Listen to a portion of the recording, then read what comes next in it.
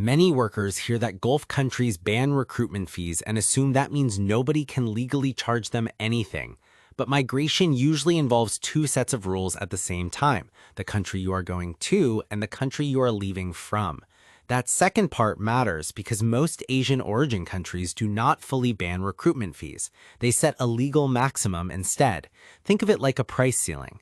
Sometimes that ceiling becomes zero depending on the job and destination.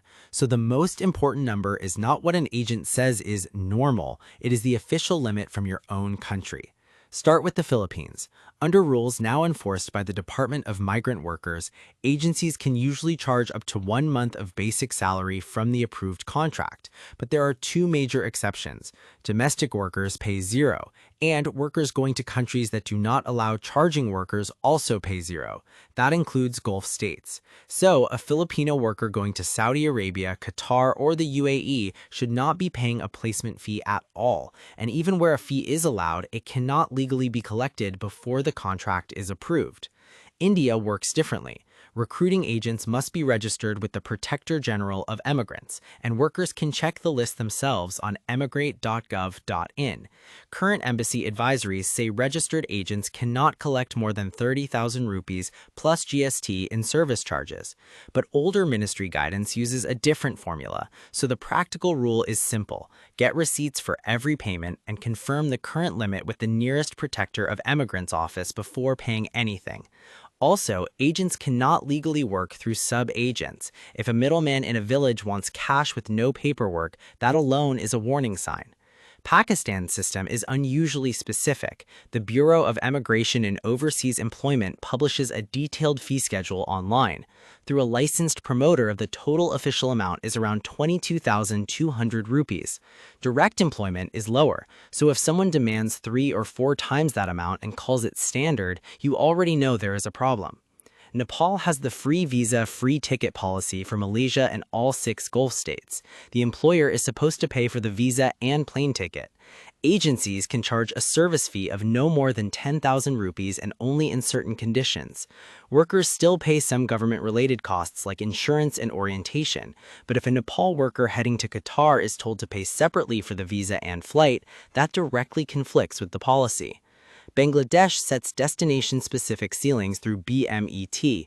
Saudi Arabia and Malaysia each have fixed approved costs. But the key protection is not only the number. Payments must go through traceable methods like bank drafts or pay orders.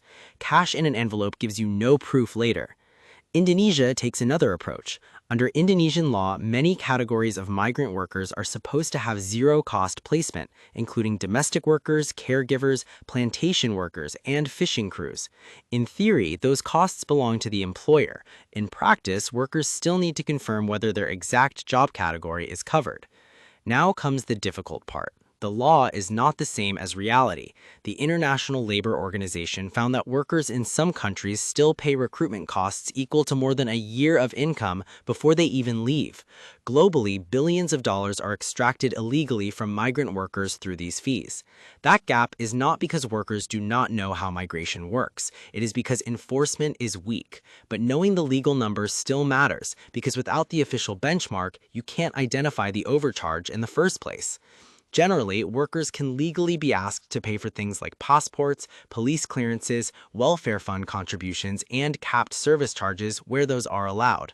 What is usually not legitimate is the visa, work permit, employer medical exams, flights, commission payments, or salary deductions to repay recruitment costs later. And before handing over money, 5 checks. Verify the agency license on the government portal, demand an official receipt, pay only after contract approval, check both your origin country rule and destination country rule, and photograph everything. Your receipts, contract, messages, and license copies are not just paperwork, they are your evidence if something goes wrong.